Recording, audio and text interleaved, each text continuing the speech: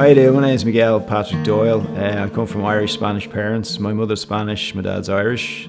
I was born in Lusaka in Zambia in 1967. We lived there for about 3 years, came back to Ireland via Spain. We lived in Wicklow and Raheny, Foxfield and Raheny, and then finally lived in Bayside at Sutton, just off the Howth Road there, where my parents still live today. I lived there till it was about 2021. I did a bit of travelling myself, and I finally ended up in Donegal a few years back, about 6-7 years ago, and I discovered sculpting. We were in Spain with my mother and my brother on our 2-month summer holidays, and I met up with my uncle Paco, who was a sculptor. We met up he showed us one of his studios, which is an old converted church, and I just, looking around, just thought this was such a cool thing. At that age, it really sort of inspired me in a sense, but never really thought much about it till very much later on. I was about 33, living in Donegal, when I decided or started to sculpt. I bought a couple of chisels and off I went, and I was very pleasantly surprised with my first attempt, as were other people. How did I learn? Well, I guess it sort of stemmed from having done metalwork school for about 5 years, for the leaving cert. So I became familiar using hand tools and power tools, lathes and milling machines and stuff like that. So it was a sort of a natural progression then when I went on to take up using chisels and mallets with the stone. When you say self-taught, it's a difficult one. I sort of recently found out I think three-dimensionally, which I never understood till I started sculpting. Sort of things just seem to flow naturally. So my first piece seemed to just almost come out of thin air. Almost, that's the buzz I got was almost electric. Just having produced something like I'd never ever done anything like it before. It wasn't a masterpiece by any means, but for first attempt, it was pretty awesome. This medium I use is stone. It was the first medium I started on.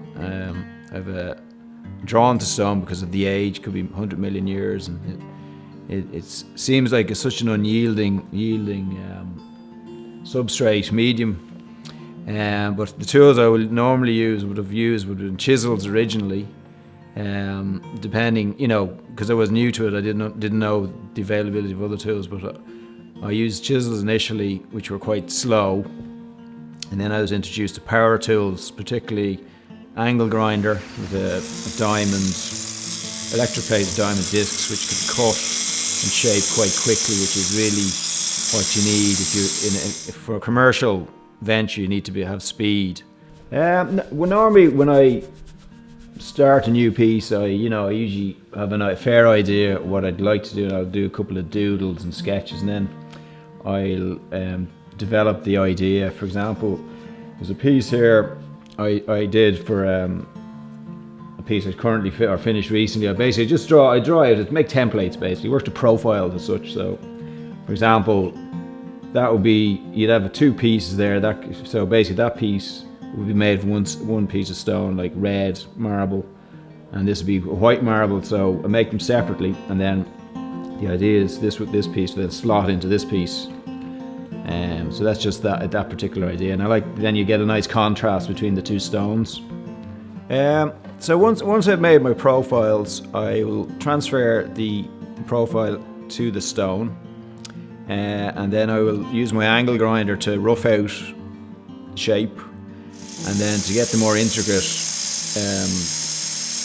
cutouts, I'll use my Dremel with the small diamond burrs, and then it's a process of pairing away till the 2 pieces marry or fit it together, not loosely.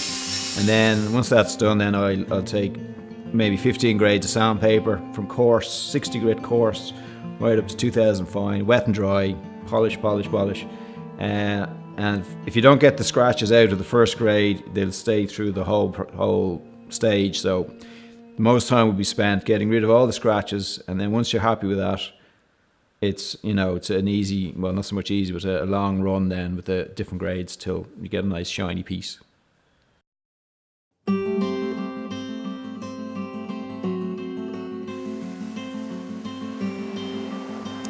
When I think about it, nature itself inspires me throughout all my work, in particular the wind, which creates the waves, which create the ripples in the sand.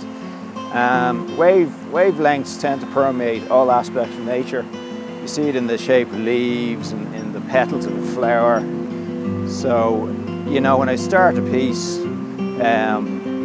it's sort of I get ideas for other pieces, for the next piece. It's a development. And very often I'm taken on this journey, which I don't know the end till I actually get there, which gives me the thrill actually.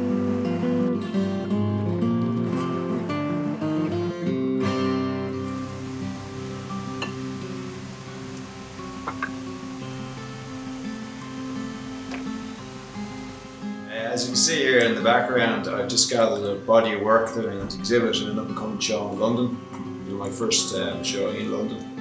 It's mostly stone, mix of marbles, red Kerry sandstone, Portuguese pink marble, and rare marble and bits of limestone. This piece here is a bronze casting of the stone original in the background there. So I'm hoping to impress with these couple of pieces. Also, I'm just hoping to get some interest from London-based galleries, so fingers crossed.